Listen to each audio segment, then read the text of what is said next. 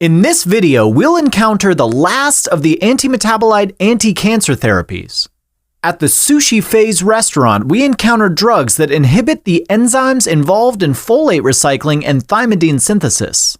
While at the Pure Notre Dame Cathedral, I introduced you to a few agents that inhibit the enzymes involved in purine synthesis.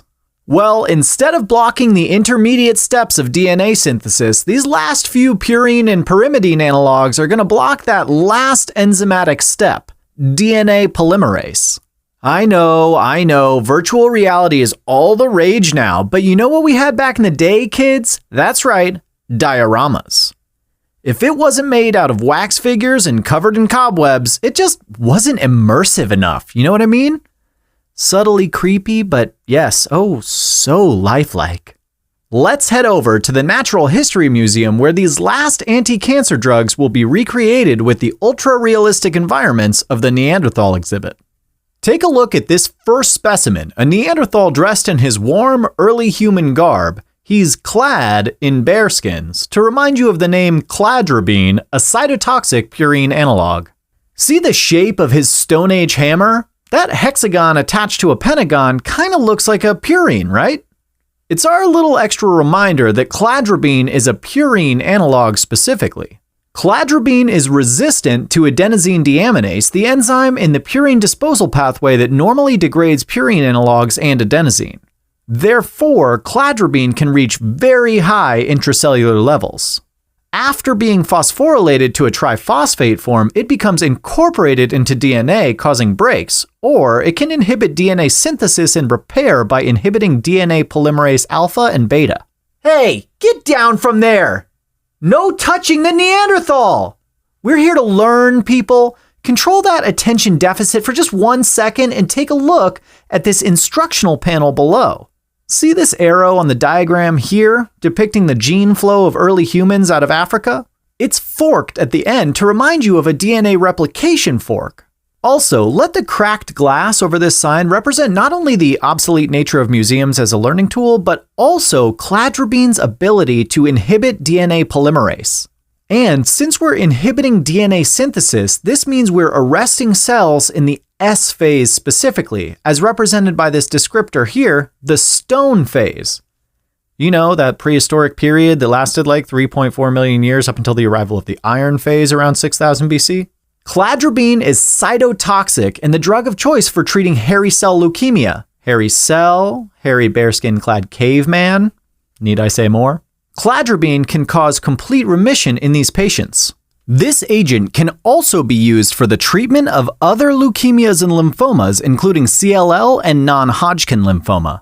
The main toxicity of cladribine therapy is myelosuppression, as represented here on the forest floor by a large bone broken open with marrow spilling forth. Cladribine can cause a prolonged decrease in T lymphocyte levels and therefore increased risk of infection. These immunosuppressive effects are represented here by our recurring sketchy symbol, that old immunosuppressed cane, this time held by the Neanderthal mother-in-law. Alright, the next specimen in the diorama is located at the mouth of the Neanderthal's cave. It's the terrifying saber-toothed cytarabine. Cytarabine is an anti-metabolite agent that functions as a pyrimidine analog. So, we've incorporated a few pyrimidines represented by that lone hexagonal shape, remember, into the pattern of the saber-toothed tiger's fur. Unlike the other pyrimidine analog antimetabolite we encountered at the Sushi Phase restaurant, 5FU, cytarabine does not affect the folate cycle. Instead, it's converted into a triphosphate metabolite that competitively inhibits DNA polymerase alpha and beta, thus preventing DNA synthesis and repair. So remember that cracked replication fork in the panel below. We're still in S phase. Cytarabine is only active against hematologic malignancies including AML and non-Hodgkin lymphoma. So behind our unwelcome visitor, we've included some crab fossils embedded in the wall of the Neanderthal's cave. They've been scratched out along with some kind of prehistoric cave art depicting ancient caveman warriors. Let these white figures wielding T-shaped swords and antibody arrows specifically represent those B and T cell malignancies that can be treated with cytarabine. Like cladribine, the main adverse effect of cytarabine is myelosuppression, so don't forget about that spilled marrow this saber-toothed cat has left on the forest floor. And the last antimetabolite I want to show you in the exhibit is gemcitabine, represented by the beautiful geodes stockpiled by that Neanderthal. See that one that's broken open in the back there? There are gems in it. Gemcitabine. Hey, I'm just pointing out what we're all thinking, okay? Gemcitabine is also a pyrimidine analog, which is why we've sketched it next to that saber-toothed tiger decorated with those pyrimidine-shaped spots. After being converted to a triphosphate form, gemcitabine inhibits DNA polymerase alpha and beta, blocking DNA synthesis and repair. So, stone phase, S phase. The metabolites of cytarabine can also cause chain termination and even inhibit ribonucleotide reductase. Unlike cytarabine, gemcitabine is active against both hematologic malignancies and solid tumors.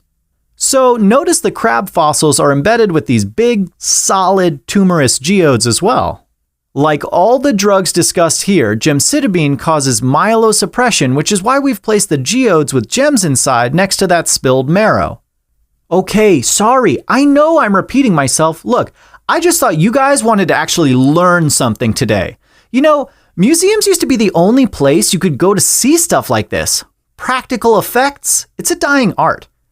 Tell you what, you go back to your Oculus Rift or whatever you have, and I'll be at home rewatching John Carpenter's The Thing for like the 50th time. Rob Bottin, now there's a guy who knew how to recreate some bone marrow spillage.